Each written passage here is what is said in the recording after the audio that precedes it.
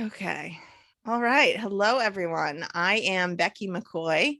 I am the communications and outreach coordinator for the Brian Dagle Foundation, which is really funny to say because we only came up with that title like a month ago, right, Anne? A frenzied text chat like, oh no, I need a title. So I'm really excited. This is one of our new things that we're doing. This is only our second month of hosting the Grief and Spirituality speaker series. It's really exciting because, I know as someone who has experienced a great amount of loss, each loss brings up different questions and it changes the way that we relate to ourselves and we relate to God or the divine or whatever name we give to that higher power. And it's just so encouraging to me as someone who is doing this work in grief and spirituality as a writer, to be able to gather with all of you and have these conversations as well. And I just want to make it really clear from the very beginning, this is not, you do not have to subscribe to any particular faith. This is, you take away from it what is significant and special for you, and meaningful for you. And you do not have to call your higher power God. You do not have to, we just want to give you resources on your journey of kind of exploring and questioning your spiritual life through all of that.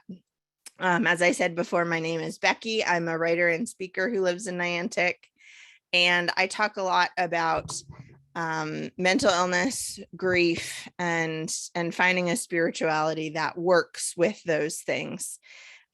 So this is my jam, right in my wheelhouse, and super grateful to Anne for wanting to kind of extend the foundation's arms to include this. And Martha Rogers, you can see her little square face. There she is.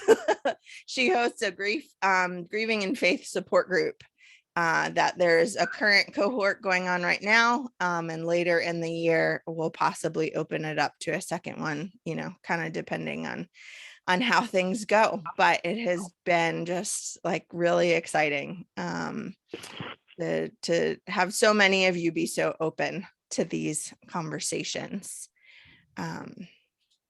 So let's see.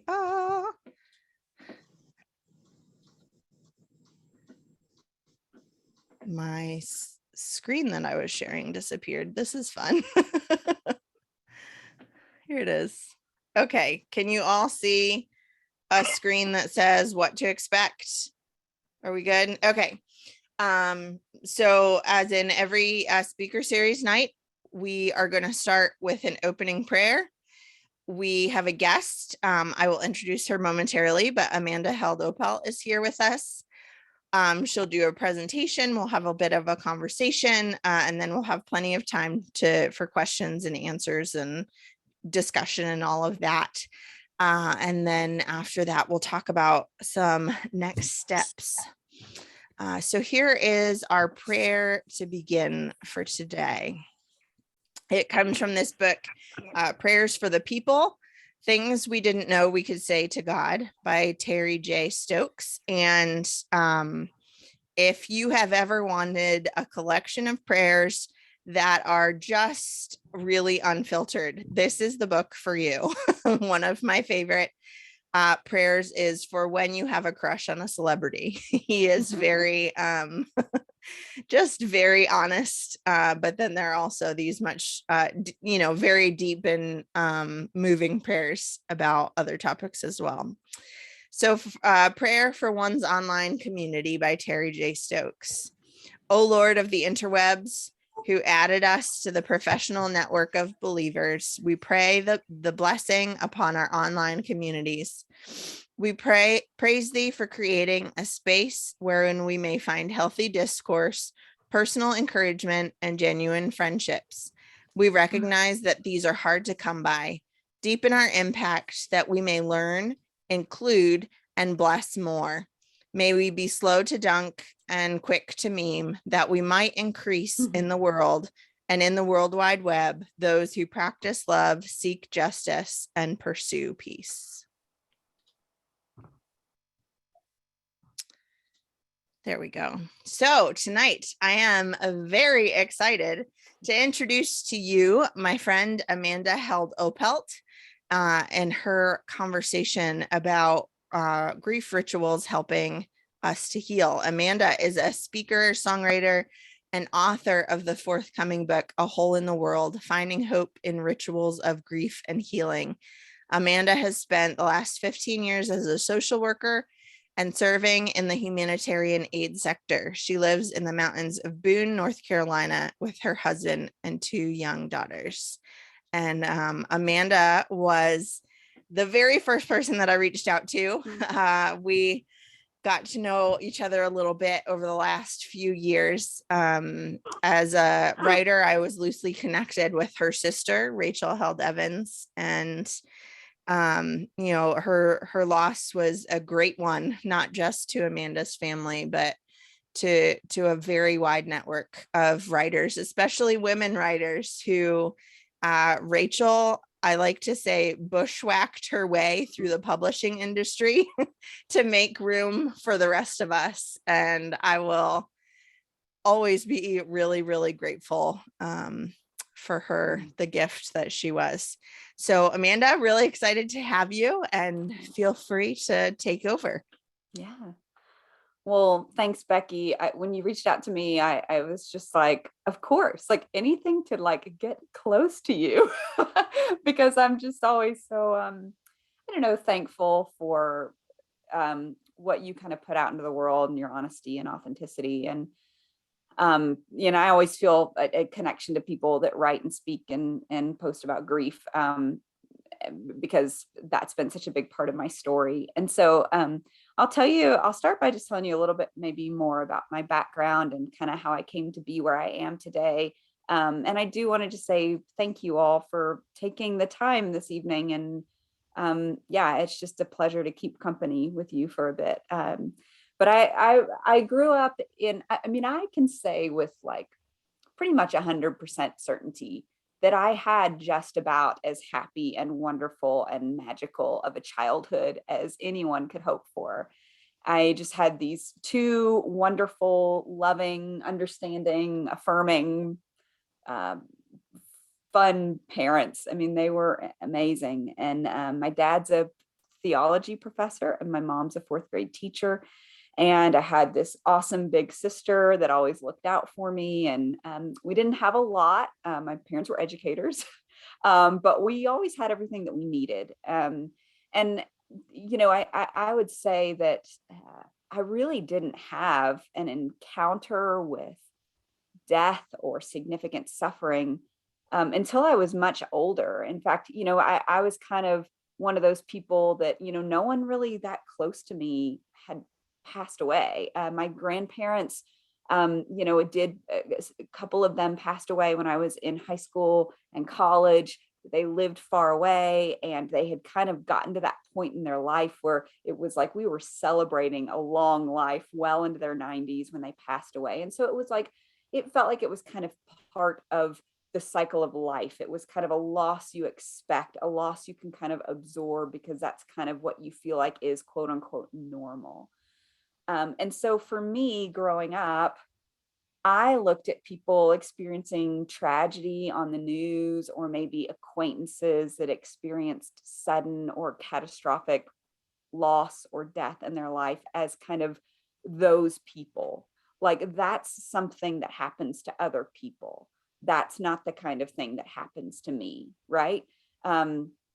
And so I don't know why I thought that would always last.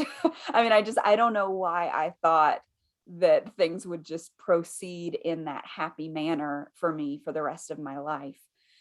But starting in my early to mid 30s, I went through kind of a series of losses that really rocked my world and the foundation of my life. And I guess it started with the loss of a grandparent I was really close to. She lived near to me and she was very healthy. And then I went on a work trip to the Democratic Republic of Congo in East Africa, and she suddenly got very ill and passed away. And I was in kind of like the middle of nowhere, like you take a hopper plane to get there, and I couldn't get out in time to go to the funeral. And so even though it was like, oh, okay, she was 93 and we knew this was coming, it was just the lack of closure there, and just kind of the regret of the lost time that I felt like we still had together, really rocked me. And then about 3 or 4 months later, I ended up I served as a chaplain to international aid workers for about 6 years of my career. And so shortly after my grandmother died, I went on assignment to be a chaplain at a combat hospital just outside Mosul, Iraq. And I don't know if you remember that at the time, it was like 2017, ISIS had kind of taken over the northern part of Iraq and much of that region. And the Iraqi government and coalition forces were fighting to take the huge city of Mosul and northern Iraq back. And so our mandate as a field hospital with the organization I was with was to treat anyone coming out of Mosul with combat wounds, essentially. And so our hospital was very much close to the front line, about 5 miles from the fighting. And that meant that we saw civilian casualties come in. We saw Iraqi soldier casualties come in, and even suspected ISIS combatants came through our hospital and were guarded heavily, but were treated by our doctors and nurses. And my job was to be the chaplain to the aid workers who were serving in that highly traumatic context. And so it was one of those moments where the thing that you had always only ever watched on television became real, and you see what war can do to women, to children, and you experience loss in a more visceral way than you ever had. And so, feeling our beds shake at night from the bombs raining down on the city. It was a I don't know if I want to call it traumatic. It was a shattering experience in many ways, and shattered what I thought about, I don't know, like maybe like the goodness of God, the goodness of humanity, stability, precarity, all of those things, life and death. When you see that many people die, you suddenly feel like, oh, mortality is real, and young people can die. And that's something that can actually happen in life. And so I was still processing all of this when I experienced the first of a series of miscarriages. And that was after several years of infertility and kind of wanting to have a baby. And we were just thrilled to be pregnant. And about 10 weeks in, found out that we had lost that baby. And that was the first of 3 miscarriages.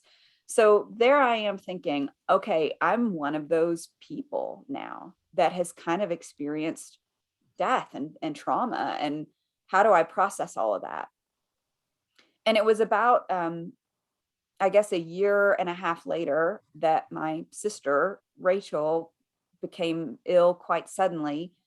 She got the flu, struggled to recover from the flu, and then suddenly started experiencing static seizures, unexplained, and nothing they could do to stop the seizures. And eventually her brain started swelling and she died. And this was all happened within about a 3-week period. And even to say it now feels like it's not real. I mean, this was 3 years ago now, and it still doesn't feel real. And it was the most out of body experience of my life to again feel like I'm one of those people that I thought I would never be. I am a person experiencing sudden catastrophic loss. I mean, my sister had a 3-year-old and an 11-month-old when she died. I was an only child now. My parents lost their one of only 2 daughters.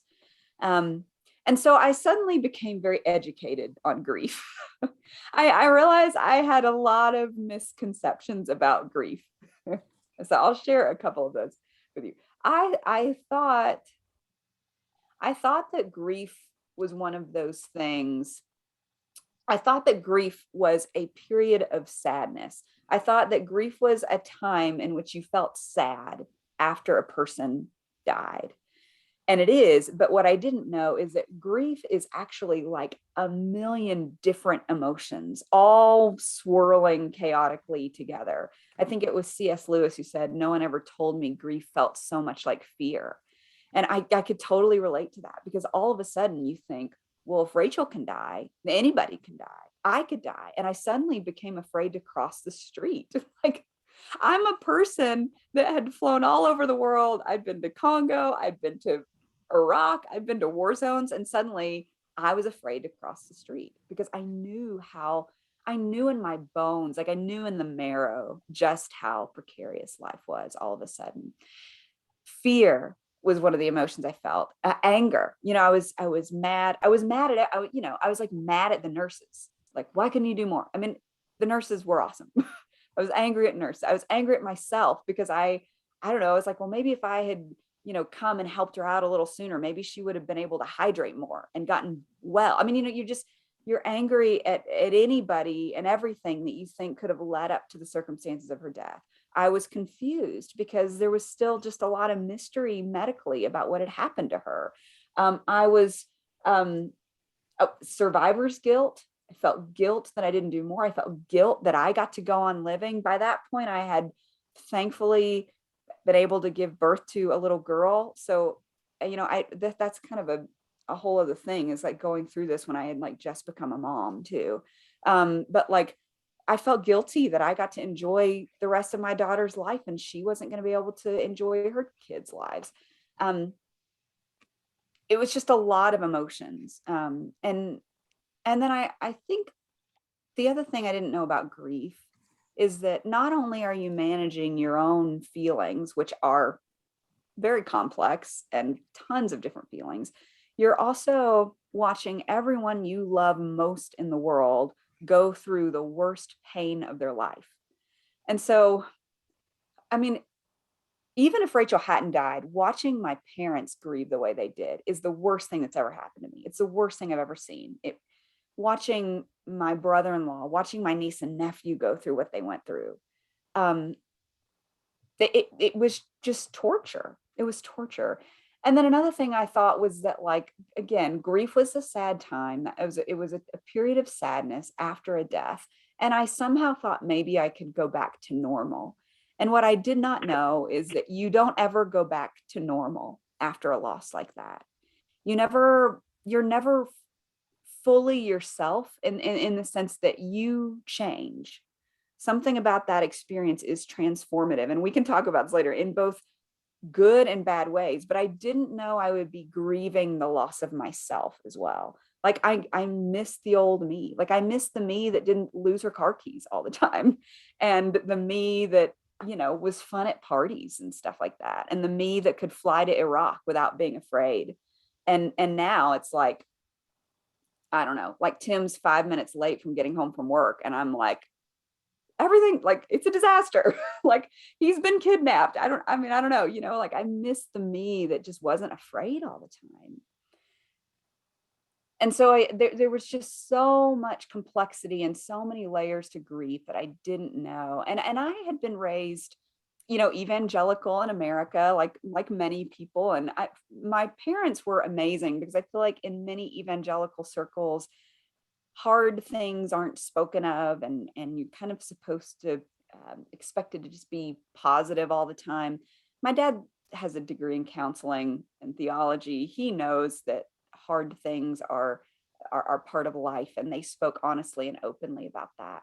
But I didn't realize how many of these kind of like pithy little sentiments had somehow been absorbed by my heart over the years. Things like, well, everything happens for a reason, right? Kate Bowler, if you're familiar with her, she writes a lot about this. There's kind of like this idea that if you just pray to God, who you have a relationship with, and I do, if you just pray, then the peace that passes all understanding is going to descend on you like a dove from heaven. Well, let me tell you, I prayed a lot, and that peace was very slow in coming. And so all of a sudden, this faith that I thought was going to be my rock and my emotional comfort during this time felt like it had kind of betrayed me because I was just still hurting so much. And I didn't see the reason for all of these things happening. And I couldn't find the redemptive purpose yet. I couldn't find the silver lining, right? And so I'm like, well, what is this whole thing? A bunch of bunk then? Like, is God even real? Is he here? And probably the most, I guess, maybe unfortunate thing about it was just how unprepared I was for it all.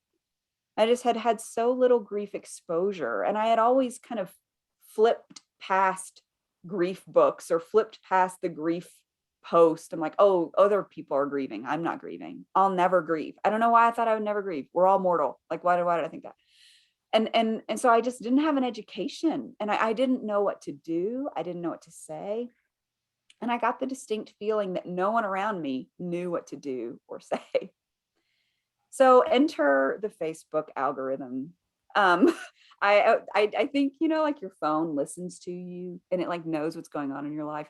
I think my phone knew I was grieving because suddenly like it was either Facebook or the news algorithm, whatever, some algorithm popped up a news story about strange grief rituals from around the world and from the past. And I read that article and I was like, wait a minute, wait a minute. I've never heard of this stuff. Like, and it was fascinating. I mean, it was just so interesting, the strange and kind of bodily communal things that people did to process their grief around the world and in the past that we do not do in modern American culture.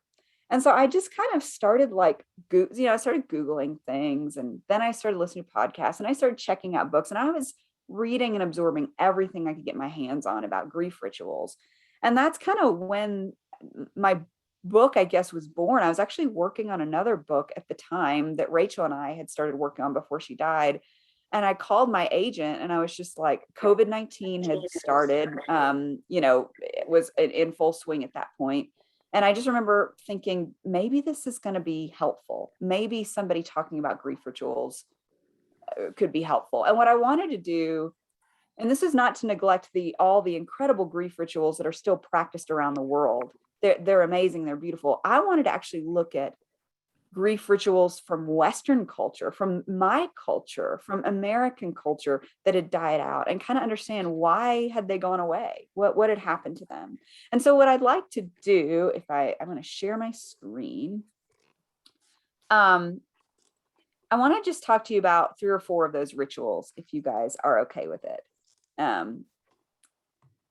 And the first one, which really kind of started me on my journey, was Irish keening. Let me expand this for a second. By show of hands, I'd be kind of curious to see, has anybody heard of Irish keening?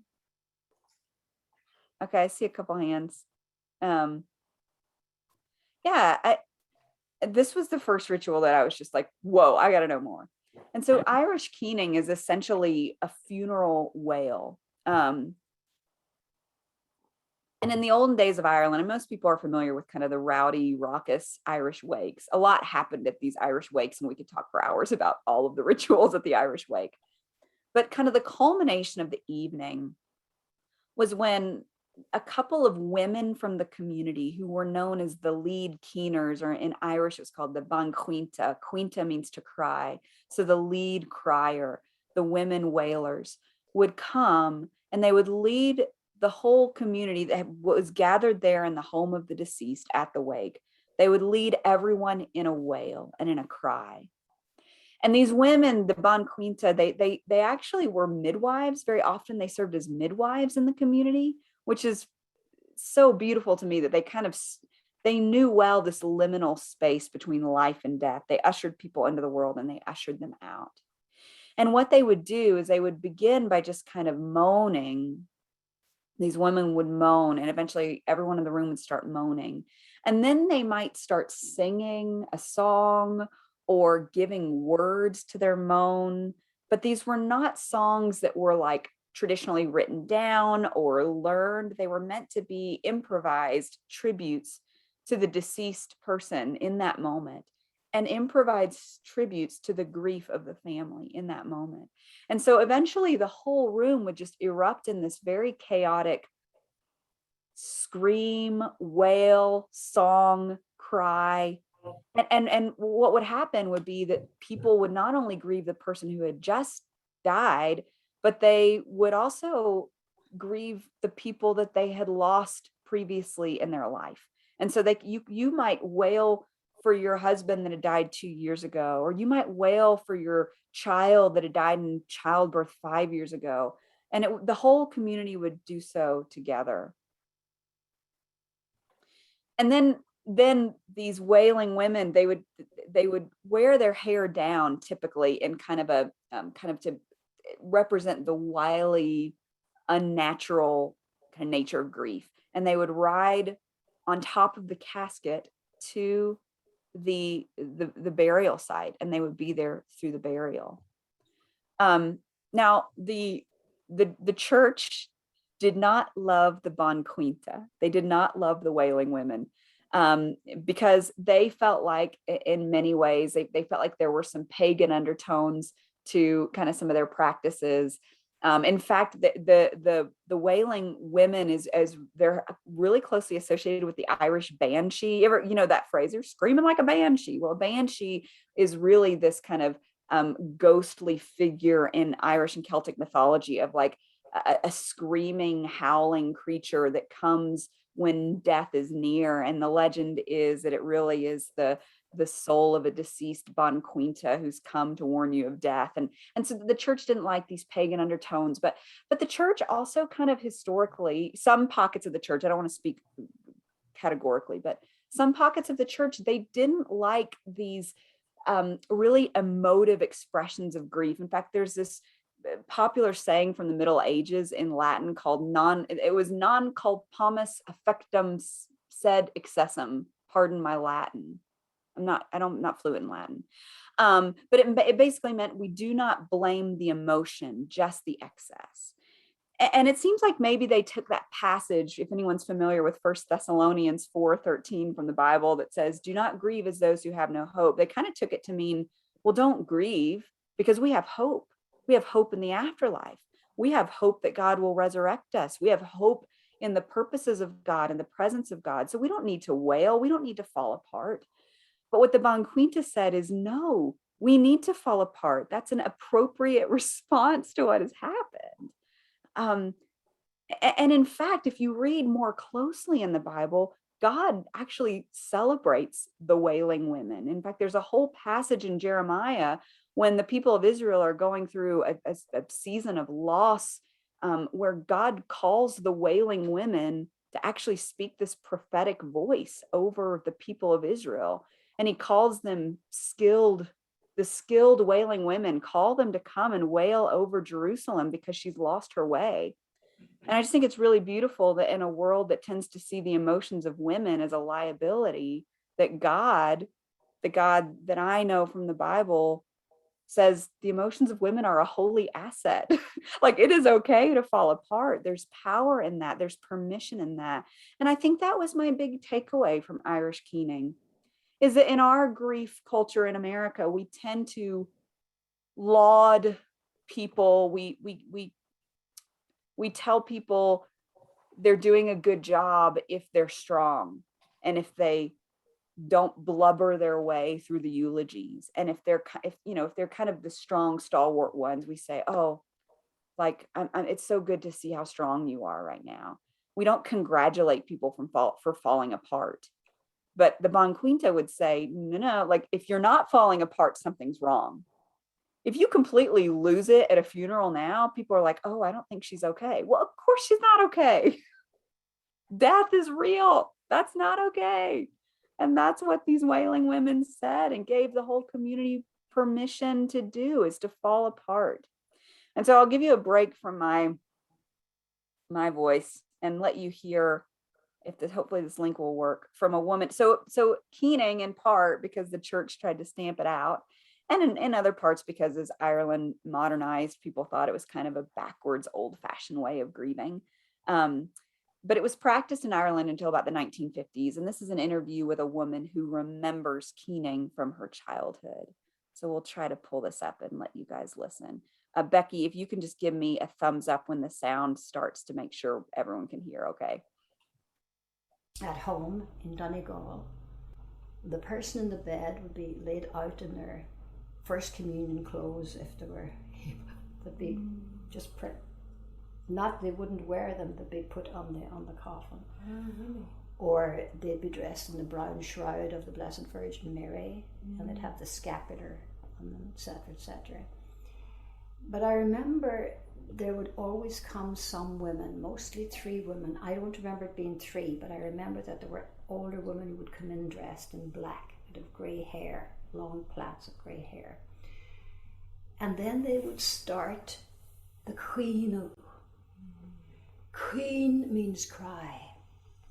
Quinu is the crying, the wailing, the howling. And I used to hear that in me. I used to internalize these sounds, because even as a 4-year-old, I had gone through a lot of grief in our family. Babies dying before I was born, mother pregnant with me while 2 babies died, that kind of thing. So it was almost a relief for me as a small child to hear my inner turmoil being externalized by these women. So I remember the sound, and the sound is still in me, and it would be something like this.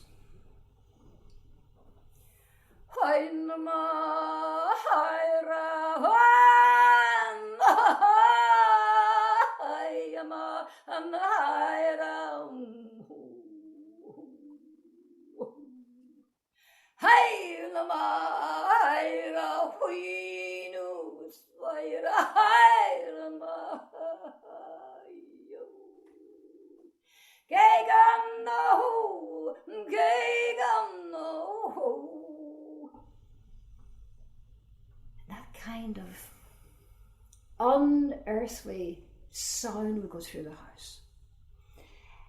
And I remember respecting it with an amazing respect. And these women were asked to come along. They were professional queenus. They had been able to deal with their own griefs in life. Many babies dying. They would have been at the deathbed of many of the people in the community. So they were not afraid of the sound of grief, which we are nowadays. So I'm seeing some of you say that you've been taught by wailing from other cultures, from your Lakota friends, and I've been to Liberia multiple times. They wail in Liberia still. Wailing happened in biblical times, all of those things. And so can you imagine being in a room full of the whole community completely falling apart, wailing, crying? I think we feel overwhelmed by that thought, but to me, what a comfort that would be to know that I was given permission by my community to do that. And so that was the lesson learned by keening for me. And I'll talk just kind of briefly about a few others that I learned about. Telling the bees. I'm kind of curious. Anybody heard of the tradition of telling the bees? I was really interested in this one because my husband is actually a beekeeper. And so I wanted to know, okay, what is the meaning behind this? And the tradition was really kind of more of a superstition. It was this idea that if someone in the household passed away and that household owned bees and beehives, which would be a huge economic, that would be part of their livelihood to own beehives. And if someone in the household died, that you had to go and tell the bees. So there were a lot of different expressions of this superstition, depending on whether you were in, England, Ireland, America, Massachusetts, North Carolina, because it was practiced up until about the 1900s, early 1900s. Some people said that you needed to go and just very gently whisper to the bees. Other regions had scripts that you would follow and kind of rhyming rhyming messages that you would give. So, you know, it would be something like, stay home, pretty bees, stay home. Your master is dead and now you must serve another. And you had to say that over and over again to each of the hives. Some regions had the tradition of where you had to tap on the hive with a house key. I don't know, but that was the tradition of what you had to do. Others, you had to turn the hive in a different direction as an indication that something significant had changed. And others, you had to really fully put the bees in mourning, they say, and that meant that you had to drape black cloth over the hives. And really, you were supposed to tell the bees about a lot of family news. You were supposed to tell the bees if someone got married. You were supposed to tell the bees if someone, you know, was born, if someone had a baby. But the most important thing to do was to tell the bees that someone had died, because the superstition was that if you didn't tell the bees, then they would either fly away or die. Now, as someone who's had our bees fly away mysteriously, you do not want that to happen, because you've invested a lot of time and resources into building this hive. And if they just fly away, you lose your whole honey harvest.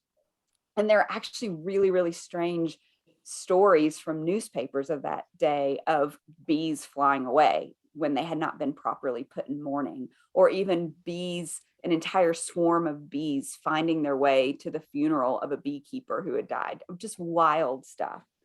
And you know, I don't know what to make of this ritual still. You know, you can see here a widow putting that black cloth on the hive.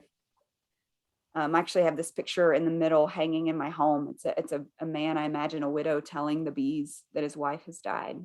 And I what I found is that so many grief rituals from that time period, essentially like, you know, pre-modernity, were rooted in fear. So you think about the tradition of covering mirrors. That's one that many people are familiar with. There were a lot of superstitions around that if you didn't cover the mirror, that you might see your own reflection in the mirror and you would be the next to die. That these superstitions of opening a window of the room where the person died, or else the soul would be trapped and would haunt you forever. So you had to open the window so the soul could fly away. Again, this telling the bees, it was this superstition kind of based in fear that not only are you going to lose your loved one, but you're going to lose your livelihood. And there was something in that that really resonated with me, because of what I shared a while ago, is that there's something about death and there's something about grief that makes you feel like everything's about to fall apart. It introduces you to the precarity of life. It introduces you to just how interdependent we all are on one another. It's like you never knew how much you needed somebody, how much your life depended on them, until you lose them. And there was something about this act of telling the bees that kind of gives you permission to name your fear. And it gives your body and your heart and your mind some agency, I think, over the precarity. Even though, like, I mean, now that my husband's a beekeeper, I was like, is there any truth to it, Tim? Like, and Tim was like, well, I mean, he said, if the beekeeper dies, you know, the bees can smell, they can actually smell humans. And so if they're not used to if you have a new beekeeper all of a sudden, I guess that could potentially throw them off. But he's like, scientifically, there's no validity to this. There's no risk that the bees will fly away because someone in the household dies. But I think what it did is it just gave people something to do, to feel for a moment like maybe they were in control of something. And that, I don't know, for some reason that spoke to, okay, I'm not the only one who has felt fear in the wake of death. And that really spoke to me. Another tradition that I studied was sitting Shiva. And some of you are probably more familiar with this than even I am. I was really, really privileged to have my friend Shelley. Shelley grew up in Israel. She's Jewish. And she had an unimaginable experience with grief. Her mother and sister died in a car accident together when her sister was 9 months pregnant. And so she essentially lost her mom, her sister, her niece, when Shelley was only 20 years old. And about a week later, her grandmother passed away from the grief of it all. So, I mean, truly unimaginable. And so she has she has experienced grief and experienced this practice of sitting Shiva. And if you're not familiar, Shiva is the 7-day period after the burial of someone who dies in Jewish culture, where the home of the bereaved is basically just filled with visitors. And it's filled with people coming to bring food, people coming to do household work for you so you don't have to worry about, household tasks. And really, it's primarily to just be with you. It's just to be with you, to just sit with you. And so this picture I've shared here is a picture of Job. If you're not familiar with the story of Job from the Bible, Job is kind of the archetype of grief in the Bible. This is a man who, in like a 2-day period, lost all of his wealth, all of his children died in a I think it was a whirlwind. And then his health, he got these horrible boils all over his body. This all happened in like a 2 or 3 day period. He lost everything, lost his wealth, his children, his health. And in the book, that's like chapter 1. The rest of the like 30, 40 chapters are Job's friends trying to explain to him why this horrible thing had happened to him. And they were all confounded by it, because Job was a good man. Job was a godly man. Job obeyed everything God had ever told him to do, and yet somehow God had let this happen to him. And some scholars believe this was actually the first book of the Bible ever penned. So it doesn't come chronologically in order the way the Bible's laid out now, but they say as far as historicity, when it was written, it was the first book of the Bible to be written, which to me is just like this unbelievable, beautiful choice on God's part. That the first thing he wanted to communicate to humans was that he cared about the problem of pain. But what you have in the book of Job is these 3 friends who are supposedly friends trying to give Job a theology of suffering and trying to make him feel better and trying to explain how everything was going to be okay, or explain what he had done wrong to make this happen to him, or explain the absurdity of life. And I imagine what Job really needed was just kind presence. And so the people who practice this tradition of sitting Shiva, Shelley told me they look to the friends of Job to learn what not to do. I'm sure any of you who have grieved have had the experience of somebody doing or saying something truly unhelpful in your time of grief.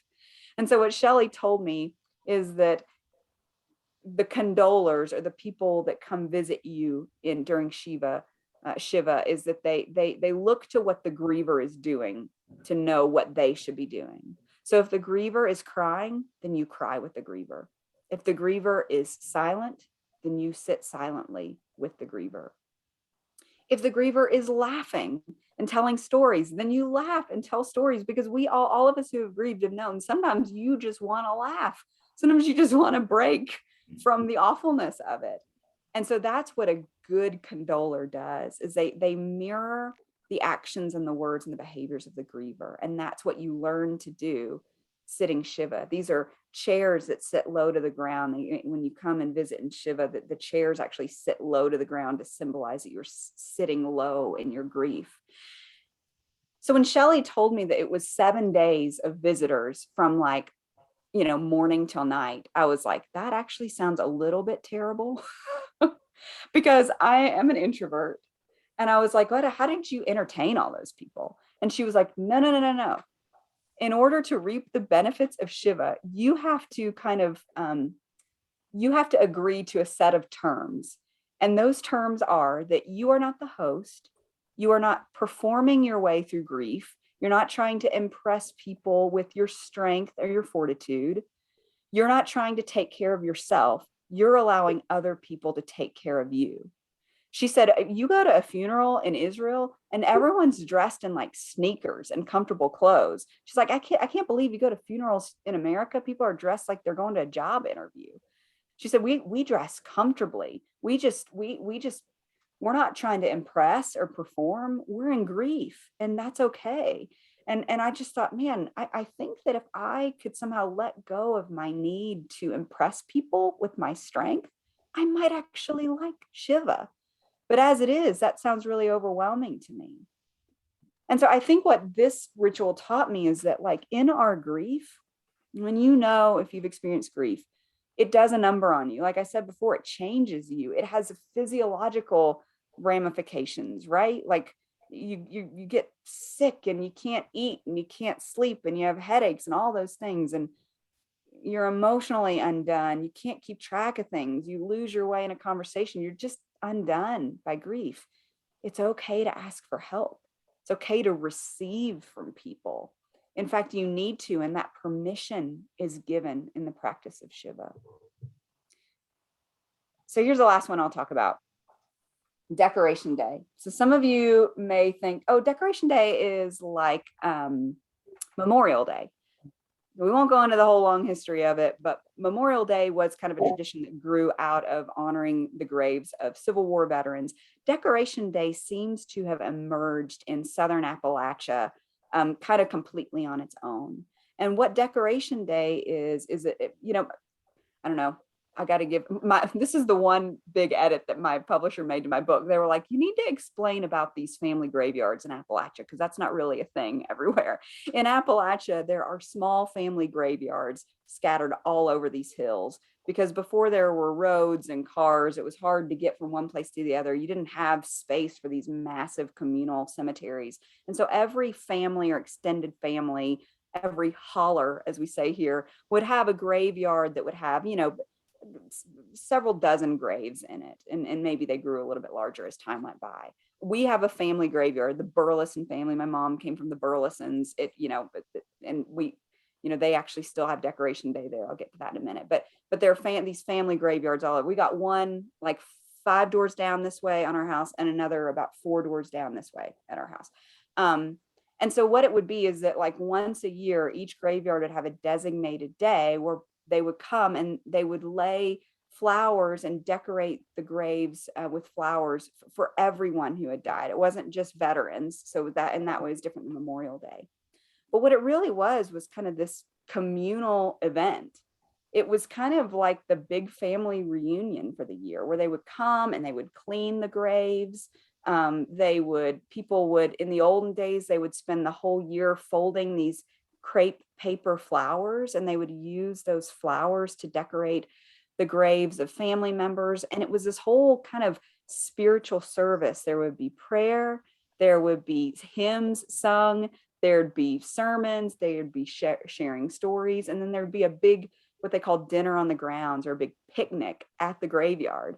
You fried chicken and apple stack cakes and, you know, soup, beans, and cornbread, all the good Appalachian food. And it was really a time just to honor not only the people that had died, but in many ways to honor your own story of grief. What's really interesting about this practice, these are the crepe flowers. This is so interesting, is that Decoration Day is practiced in 2 places in the world, Southern Appalachia and Liberia, of all places. And so what they think is that slaves from this region, when they went back, as you remember, when Liberia was made into a colony, and they sent back, or people chose, you know, Black Americans chose to go back to Liberia, which is a very complicated scenario, which we won't get into. But when that happened, they took this tradition of Decoration Day from Appalachia to Liberia. And one thing that, so it was really cool. I talked to my Liberian friend Gentry about this, about just the different ways that it's different. It's actually a national holiday there. And yeah, people take the day off. They go and clean the graves, they decorate the graves. And one thing that happens in Liberia is that people actually talk to the dead. And so some kind of rituals from West African tribal culture have been mixed into this Appalachian tradition. So they actually talk to the dead, and they tell the dead all the things that have happened since they died. And I think about all the things that I would tell my sister for Decoration Day. I would say, since you died, I had another baby that you will never know. You'll never know Lois. Since you died, Tim got a promotion.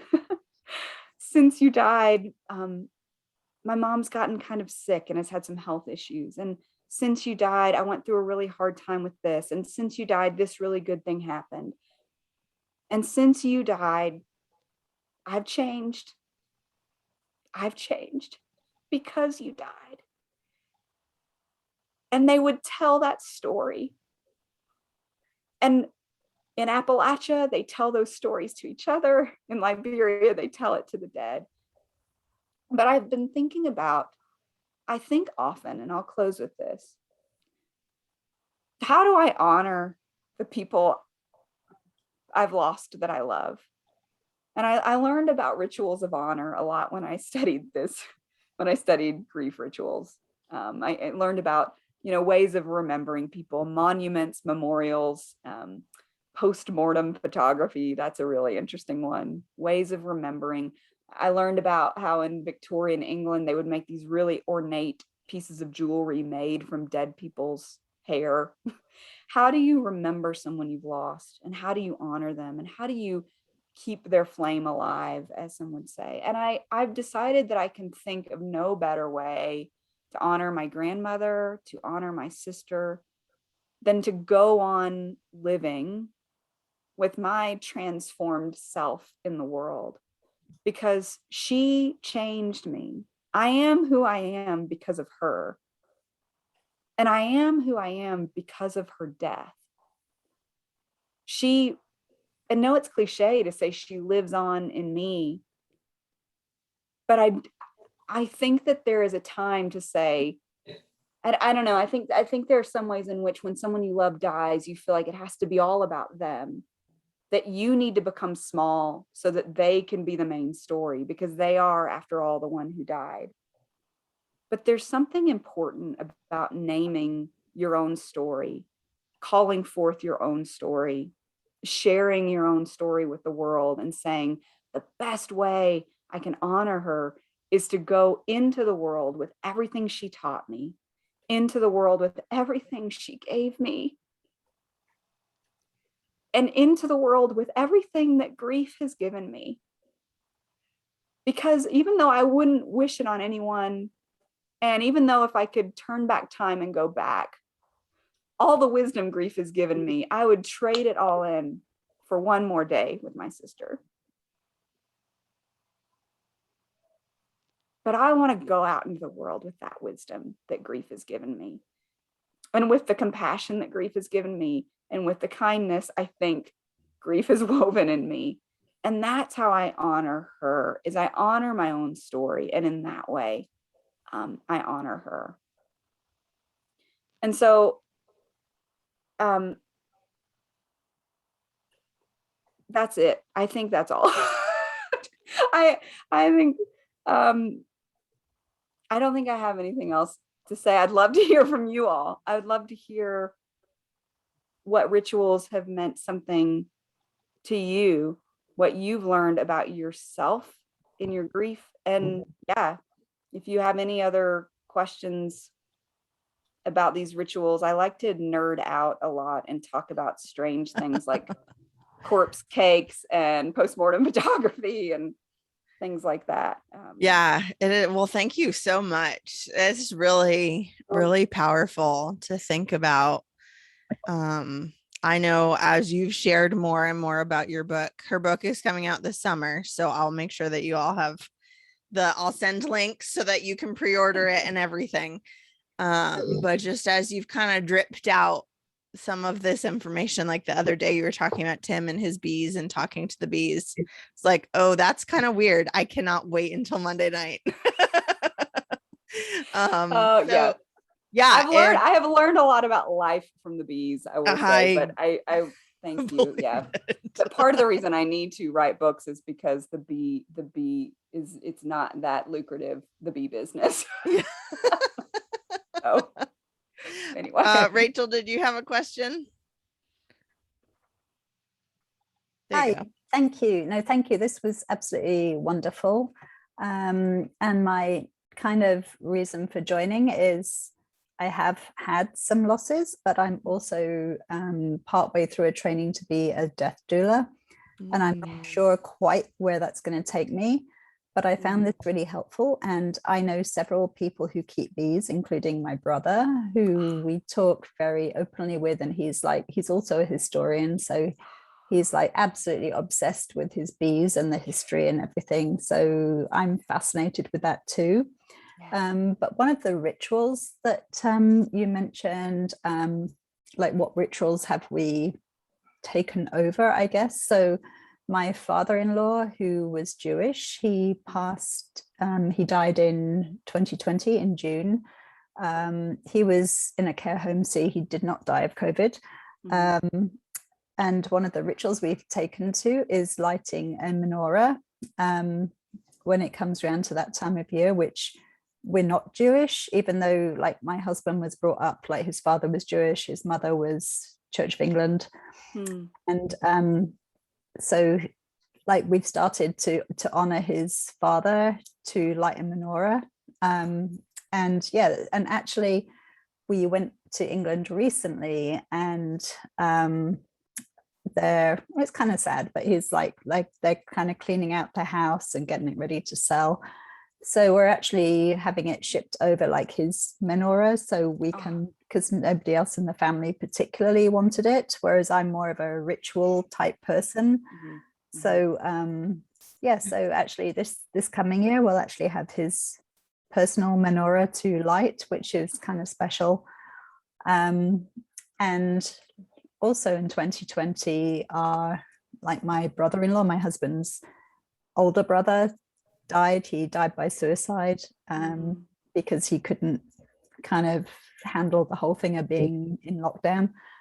So I don't know, we haven't figured out like a proper ritual, but when we went to England this last time, we all went to his favorite pub, the Boot and Slipper, and we had a drink in his memory. So I guess knowing who he is and what he's like, and we went to his favorite breakfast place, which I used to sit and have breakfast with him, and that was our kind of thing. So that was our way of doing it, right?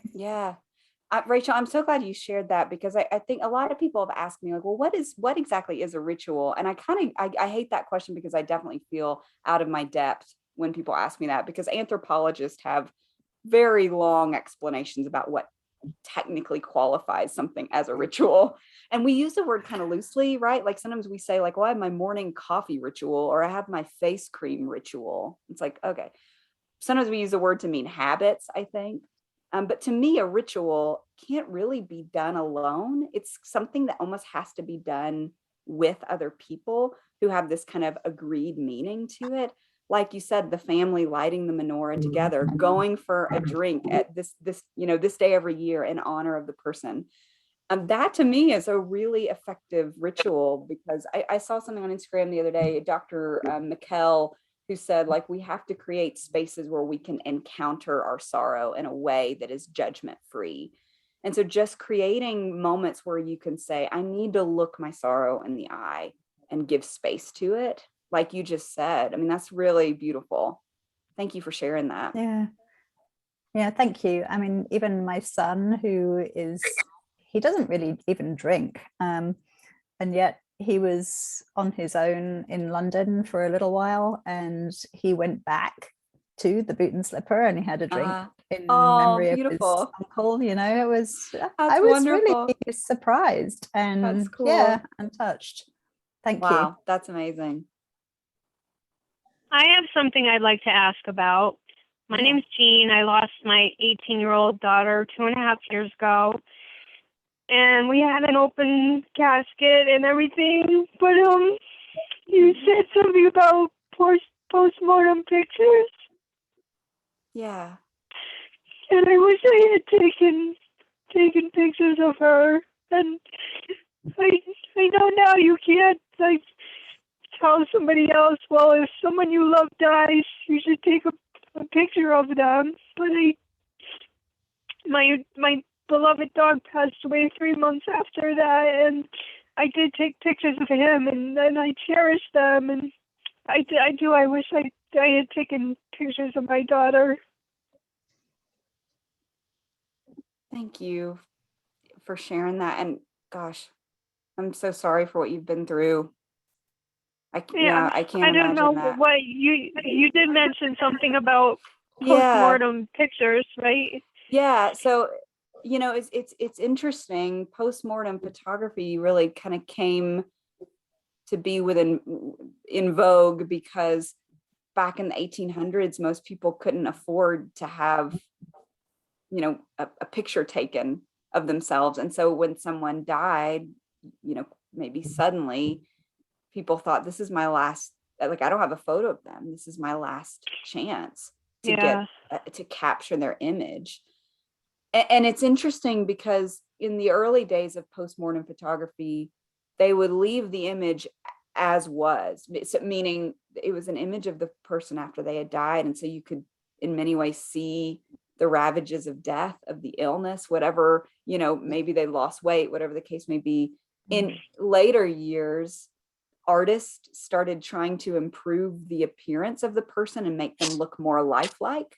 So there's even kind of this strange account of people like putting like a pipe in the mouth of a dead person and lighting the pipe to make them look alive in the picture. It's almost like our tolerance for death has been shrinking and shrinking and shrinking. Like it would not have been accepted if I took a picture of her, but I wish I did. Now I do. Well, and Jean, it's so hard because you don't know until you've been through it. You don't know what you need and what would be helpful. And it's incredibly frustrating that we can't go back and do things differently. But I think that's why we're here having these conversations so that we can talk and think about these things and know for, when there comes a time that we experience loss again, we're much more acquainted with it. Anne, you have your hand raised. Yeah, I just wanted to speak to Jean for a moment, and whatever works for us, right? We know with grief, there's no right or wrong way to do it. We have to, and for some people, perhaps they could never do that, take pictures, but for others, for you, Jean, that is what worked for you. Now, I also know when people lose a child at birth, or prematurely, or they will take pictures of the babies because that's all they have is those pictures immediately after death. And so people cherish those pictures. They dress the babies up and they hold the baby and all of that, but that's what they need to do with that after they lose an infant. So we know that, through our grief journey that we will do things, hopefully we can do things for what works for us and without judgment, which is a huge thing, right? Judgment of ourselves, first of all, we have to stop judging ourselves and without others judging us because they don't know until they've been there. So I agree. That's a big thing is everybody's looking, you lose your loved one and everybody's looking at you and watching everything you do. And just to be able to take a picture of my daughter was like, I couldn't even do it. It just was awful. And that's society. That's our society now. Nobody wants to talk about death. They just want to, like you said, the Irish women are wailing and screaming, and now it's like, okay, it's 2 weeks later, or a year later, or get yourself up and sweep it under the rug, and it's not like that. That's right. I think you've named something really important here, Jean, is just that there's so many unspoken expectations about what grief should look like. And that, you're not supposed to be wailing, or you're not supposed to take a picture of someone after they've died, and you don't feel like you can ask for what you need. Even cut a piece of their hair. Like I wanted to cut her hair, just to have a piece of her hair, and I couldn't even do that. And it's that's the other thing. I think you learn that you grieve. You obviously you grieve the loss, but you grieve all the things that you wish you had done differently in those. We all remember the first week, right? Like it's like a bomb went off in your life. And you don't know what you need. And there are a million things I regret from that week. after my sister died, of things I wish I'd done, things I wish I'd said, things that would have been good for me, things that would have been good for my family. What you're experiencing is normal. And that I think that pain of, I wish I'd done that. That's normal. It's normal. It doesn't make it easy. It's normal. No. Yeah. Yeah. Thank you. Thank you. Amanda, Thanks, Jean. Amanda, I was really touched, and this relates to Jean a little bit, I think. You said, and I wrote down, we have to remember that we're grieving the loss of ourselves as well. And I don't think a lot of us give ourselves permission for that. And that struck me tonight. I'm going to write that down a couple more times yet before I let it go, that we're grieving the loss of ourselves as we knew ourselves. Yeah. And I'm wondering how ritual might fit into that to help ourselves too. You know, what's interesting is I wrote a whole chapter about covering mirrors, and it took a lot of editing because covering mirrors is practiced all over the world, like the Middle East, New Orleans, Ireland, China, and it's all for different reasons. So some of the superstitions is if you look in the mirror, you'll be the next to die. Some of the superstitions are if the dead see their reflection in the mirror, their soul won't escape.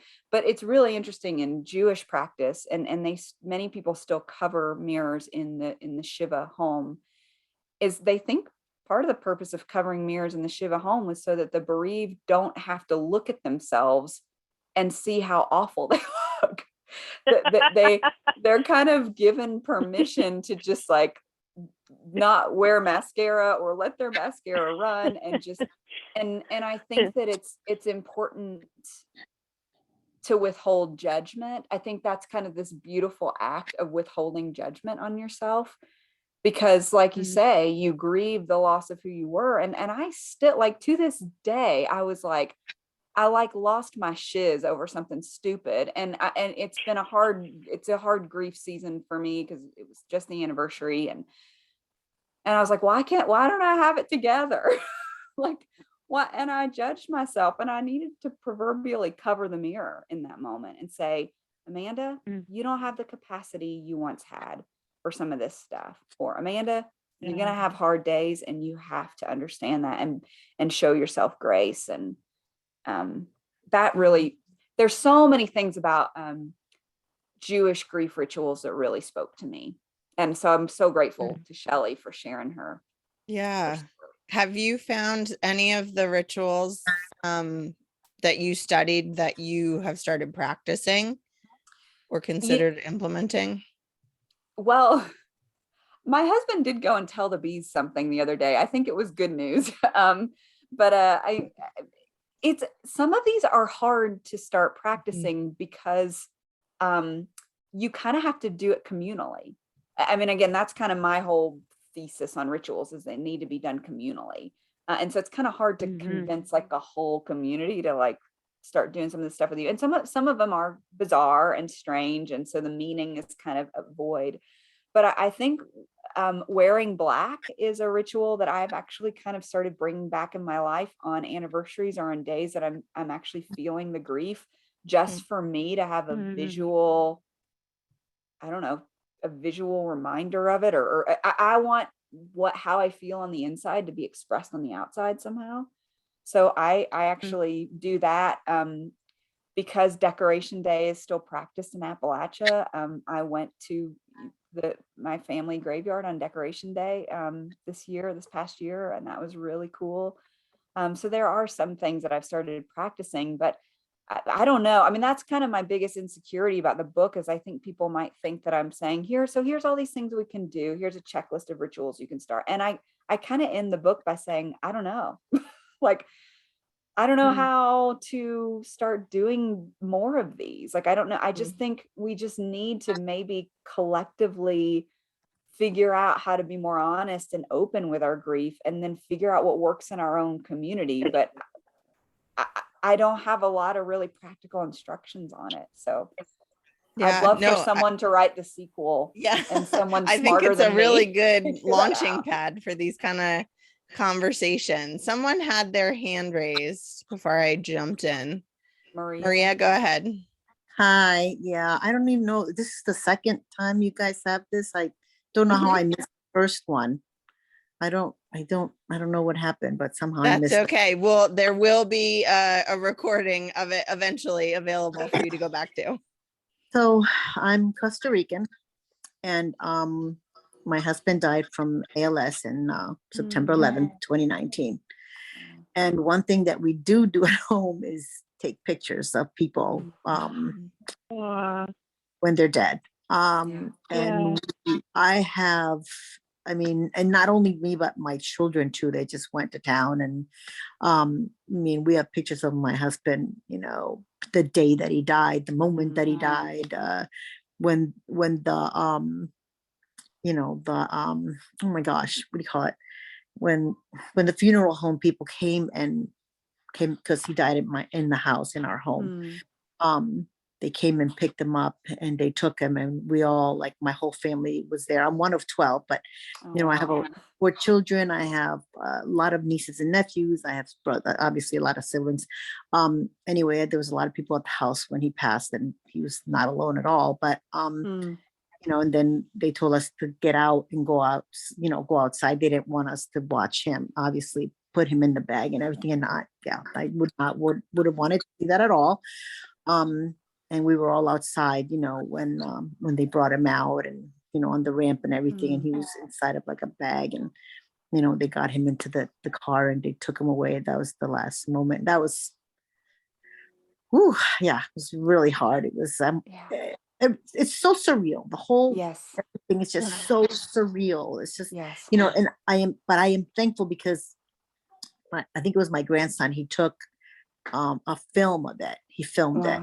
So we have that, and that's my ritual. My ritual is to go back and look at his pictures of the day that he died, and it makes me feel like he's there with me, or I'm there with him. It just brings it all back to me, and I want to feel that. I want to have that connection still.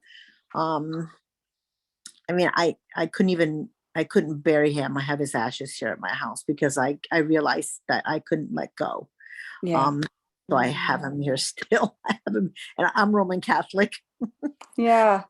You know, so we're supposed to bury and, you know, be on God's ground. And I'm like, Father, I told my husband that I would bury him, you know, when I died, and he could go in with me at the same time, so he wouldn't be alone on the ground.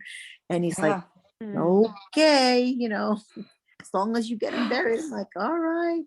But we definitely have the pictures. I have the whole video of my dad when he passed away, and thank God my nephew did that in Costa Rica, because we could not be there. He was in Costa Rica at the time and we were here, so a lot of us could not, you know, make it down there, you know, because, you know, he died and he had some kind of a virus all throughout him, or bacteria or whatever, and, you know, they're like, you know, you gotta close it up, bury him quickly. You know? So, like, from one day to another. So they had like the wake, and the next day, bam, you know, he got put into call it a niche down there. You know, put him into a niche. Interesting. Yeah. So we do, you know, we do have the pictures and stuff, which is, it's good. I mean, it helps me, like I said, to connect. And even now I still, I mean, you know, it'll be 3 years this September 19th. I mean, and I just like to look back and just stare at the picture and just think of that day, you know. And I do have a lot of regrets too, because I felt like, I don't know, I felt like I was kind of disconnected too emotionally, because I had to worry about what I had to do and what I had to take care of. Oh yeah, totally. Right? Like, it's hard to be present in that moment because there's so many logistics associated with death. Yes, that you have to.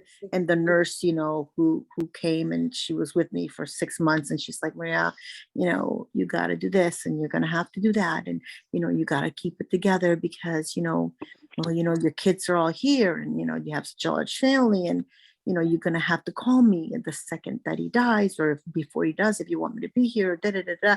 And I was just like, you know, and I was just telling my daughter yesterday, as a matter of fact, how I still feel bad that I wasn't Like, I don't remember being right next to him. I feel like I was watching him, waiting for the moment to happen. But she's like, no, Mom, you were there. We were all there, right there with him. And I'm like, I know, but I wanted to, I feel like I should have been hugging him or holding him, or, as his soul left the body or expired, for him to feel my love for him and all that. And I was just like, I don't know. I was like running, like, just, I have to do this. I have to do that. I have to call, oh, it's past. And all I feel like I was so cold and so like not in the moment of him passing. It's just so weird. I don't know. Well, it goes back to, I think, what Jean was sharing, is just that the kind of regrets of like what that moment should be like, or what that week should be like. And it's such a physiologically jarring experience. Your body doesn't really know what to do, and it's all new, and it's all but I'm really inspired by what you said, Maria, that you do with watching those videos, because that is exactly the postmortem photography ritual, is that people used to look at those photos of their dead loved ones to go back to the moment of death and reflect on their death. Whereas I think in modern day, we want pictures of them happy and smiling and alive, because that's what we want to remember. And we just have to, I think there's something healthy about remembering both. And, because it helps you absorb the reality of what's happened, and so I'm really inspired by you sharing that. Thank you. When my husband was stationed in Las Vegas with the Air Force, I was a teacher, and one of the students in our special needs program died while I was living there, in this just awful tragedy. And that's when I first learned about postmortem photography, because I was a photographer doing photography at the time, and the family hired me to come photograph the funeral. And I had never heard of that before. So it took me a minute to kind of adjust, and but learned that apparently it's a Midwestern tradition still, that people will bring their phones and cameras to funerals. And but it's just, I think I started to think, I had experienced plenty of grief by that point, but I started to think about it very differently after that moment. Oh, interesting. Anyone else have questions, thoughts, comments? Maggie, go ahead. Hi, I just wanted to say thank you to everyone. I so appreciate this discussion and sharing, and your book. Congratulations on your book, and I can't wait to read it. I became the matriarch of my family at like 61, and I just feel so young. I don't feel like I know all the things that the matriarch is supposed to know. I don't feel like I know anything. All of my older aunts, they all died like every couple of years over the last 5 years.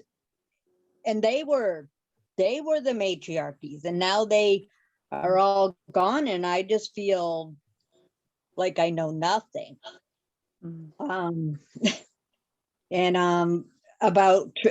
I don't think we have like a lot of traditions in this country, or ways to honor our loved ones that have transitioned. I just don't really know of that many. So I appreciate you putting the book together, and I am fascinated and so curious about what other countries do and what other families do, because I just feel like I don't know anything, and I'm like fumbling along,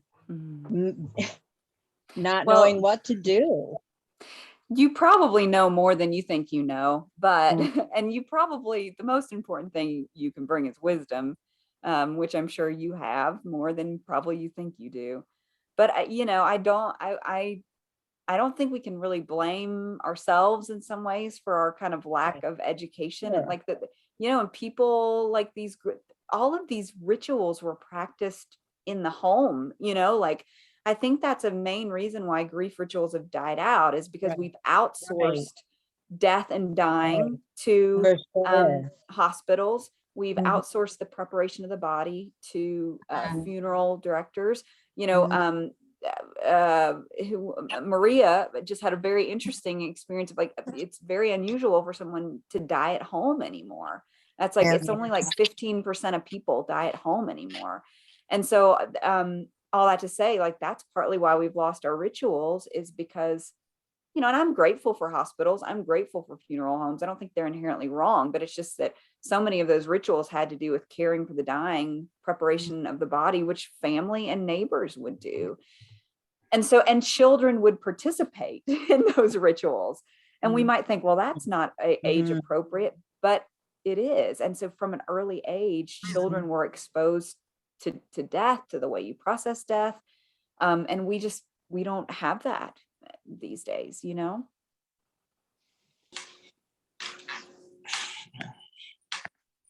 Yeah, I remember when like I said, I came to this country when I was 9. So I remember going to wakes at the time in Costa Rica, and that was all, the wakes were in the houses. They were in the people's homes. And I was at my cousin's, and I remember, you know, we walked over to a neighbor's house, and I was like, what's going on? And she's like, oh, you know, the mother died, and she was a nurse. And, you know, so we went in, and here she is, her body's laid out like in the main, you know, room that you walk into, a living room. And it's just open, and she's just like in a wooden box, you know, dressed in her whites, you know, from her nursing. So, and you know, the one thing that I took away from that, it was weird because I remember the smell of the lilies being so pungent and strong that for the rest of my life, until I don't even know, maybe my 30s or 40s, I couldn't take that scent. Yeah, totally. Like every time I smelled it, I thought of death, and I'm like, ugh! So I'm like, oh, I don't like it. Like it really freaked me out. Until I realized that's why. Then I was like, oh, that's so silly, you know? And then I know that's not silly. My husband, when he brings home flowers for me, he will take the lilies out and throw them in the backyard because he knows. Yeah, in our family, we will not buy an arrangement that has lilies in them. Yep. That's so funny. You are not alone. So, oh my gosh. I never Someone should write a poem about that. Oh my gosh. Really? Becky, I charge you with that. That's your homework. That's your homework, Becky. Excellent. Well, do you know why we have the ritual of sending flowers to funerals? I think I do, but tell us, Martha. It's to cover the smell of the body in the home. Yeah.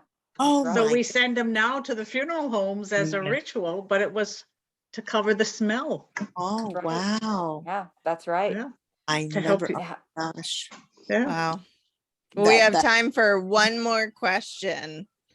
Oh. Anybody? All right, Maggie and Rachel, but if you make it quick, you can both go. Okay. Go ahead.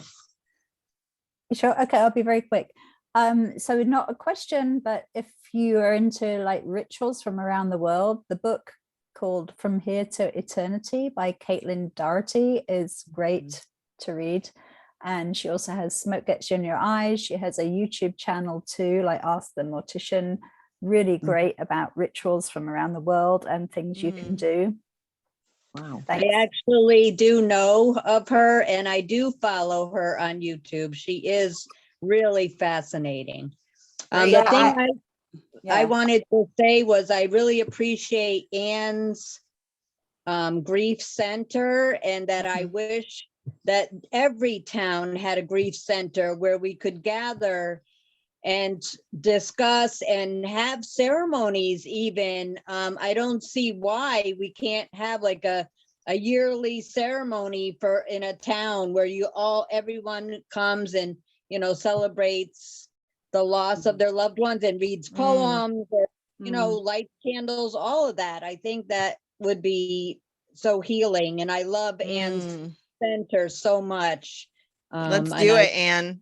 And I know you do the holiday one, but we do the holiday one. So I mean, we could always do it at another time too. I mean, the holiday one, we light a candle and we have a couple poems read, but we could take this to a different place too. So I'm open, you guys. I always tell her, this is for you. So whatever you guys want. Yeah. Yeah. Well, If thank that you. is something that you are super interested in, send me an email at admin@brianshealinghearts.org, because I have an email address now. Yeah, I'm so excited. She's gone up a level, yes. Yeah. Yeah, Well, thank you that so would be much. wonderful. Thank you so much, Maggie. everybody.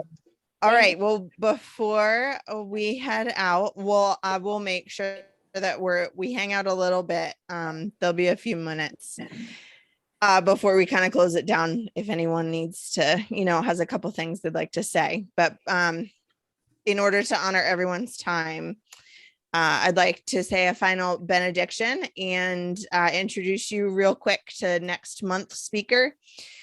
This is from the book, A Rhythm of Prayer. It was edited by Sarah Bessey, who actually was Amanda's sister's greatest, I guess, how would you describe Sarah? Maybe partner in crime. Partner in crime. Yeah. There you go. Very close colleagues, did a lot of projects together and things. Yeah. And they were quite a dream team. And so she published this book of thoughts and meditations and prayers, and it's all dedicated to Rachel. And so I thought that this was just a beautiful and fitting way to end this evening. So, A Prayer to Learn to Love the World Again by Sarah Bessey. God of herons and heartbreak, teach us to love the world again. Teach us to love extravagantly, knowing it will break our hearts, and teach us that it is worth it. God of pandemics and suffering ones, teach us to love the world again. God of loneliness and longing, of bushfires and wilderness, of soup kitchens and border towns, of snowfall and children, teach us to love the world again. Amen. Amen. So next month's speaker is Rabbi Mike Harvey. He's going to talk a little bit about what Judaism has to teach us about grief. I am super excited to introduce you all to him. It is kind of his personal and professional mission to have conversations about what it means to be Jewish and the rituals of Judaism.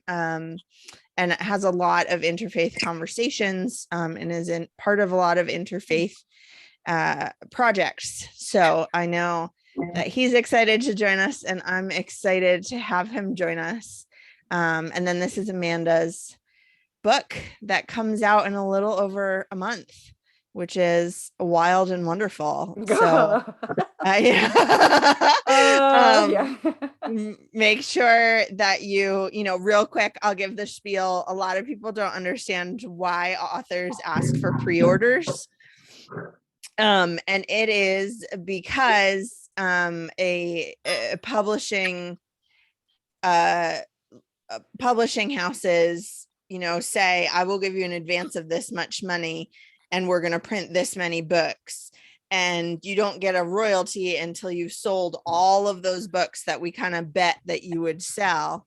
And those pre-order numbers go towards that initial kind of bet that the publisher puts on a writer. And so the more people that pre-order a book, the sooner an author can earn out what's called earning out their advance and then start to earn royalties on it.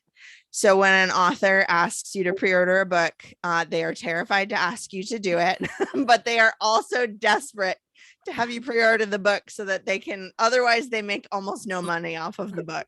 So here I am plugging Amanda's book for you desperately to have you pre-order it. The honey money isn't getting us too far. So. Yeah. So I will make sure, Martha said ordered and Rachel said consider it done. Thank you. I will make sure that you get the link to pre-order Amanda's book. Get it signed? We could probably do it like book plates somehow. We could figure that out. We will figure it out. Yeah. Or and you can send me your address and I'll just write you a letter. Yeah, we will fundraise to have Amanda come up if necessary. I will also, she mentioned Kate Bowler's books, so I'll link to those as well. And then also to her sister, Rachel Held Evans' books. If you have ever found yourself kind of in the Christian faith and asking a lot of questions and kind of doubting and feeling a lot of anger about that, Rachel is a go-to person to read her books because she holds no punches, and at the same time you feel like you're just chatting with a best friend. So that is all that I have for you, and we'll kind of keep this open for the next 10 minutes or so. Otherwise, feel free to go and be on the lookout for an email with the recording and all of those links. Everyone. Thank you. Thank you. Thanks so much for coming. Have a great night. Thank you. So you're gonna send us a link then to how to order the book? Yep. Okay. All right. Yep. Yes. Everything you need. Okay. All right. Thank you all. Thank you so much. Thank you. Yes, for have a sharing good your night. story. Joining us. Good to see you. Thank you so much. Learned a lot. It was wonderful. Thank you. I'm always so eager to talk to people that, like I said, are interested in rituals. Like, it seems like sometimes I go on podcasts and they're like, they want to know like general stuff about grief. Like, what do you say to a grieving person, and what's so bad about grief? Not, that sounds sassy, but like what tells about, and I just want to talk about like telling the bees and corpse cakes and like like I just want to talk about all the nerdy stuff that I've learned. And so I appreciate you all indulging me and letting me talk about that stuff. So Well, I find especially with our groups, we have so many support groups going on here that people just need space to be able to talk about this stuff.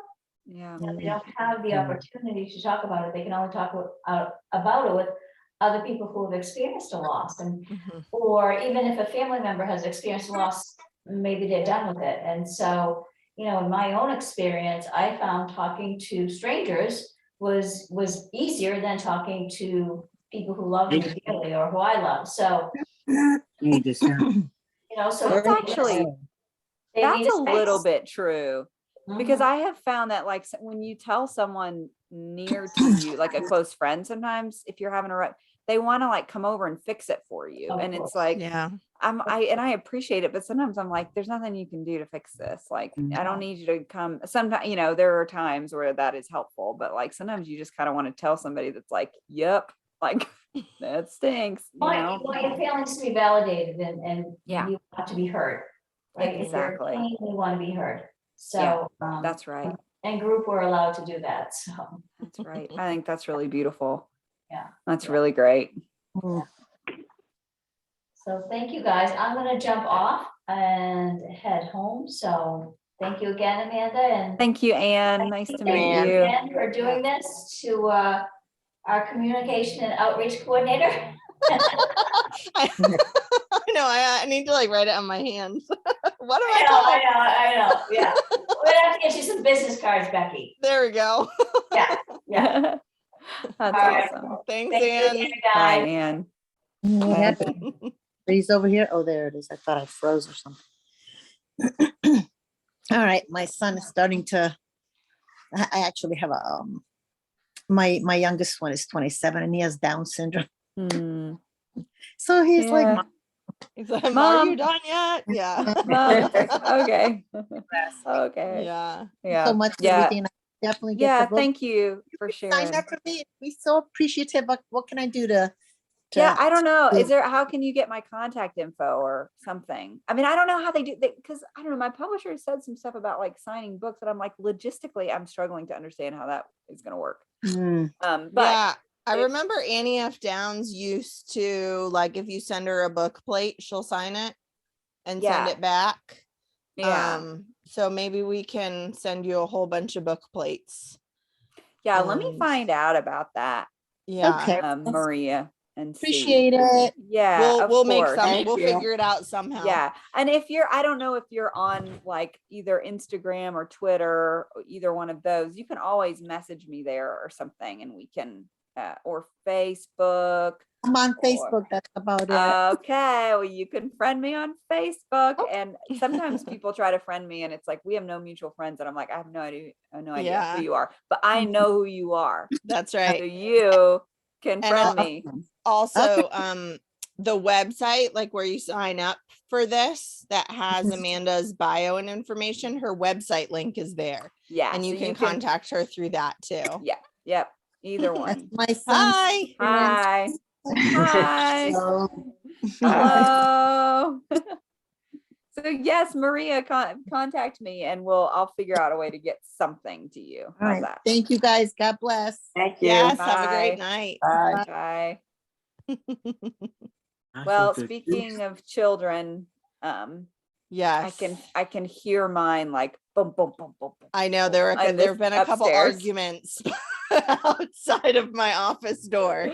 Yeah, That, it's like hopefully cool, nothing is cool. broken. Yeah, but it's so nice to meet up with all of you, and this was such a privilege. Thank you so much. Yeah, I'm so glad that you were able to come. Yeah, I will send you a follow-up email to get your address and stuff like that. sounds good. Okay, And then, awesome. yeah, we'll chat. Awesome. We have spoken live now, Becky. Yeah. We are true friends. Hooray. Yay.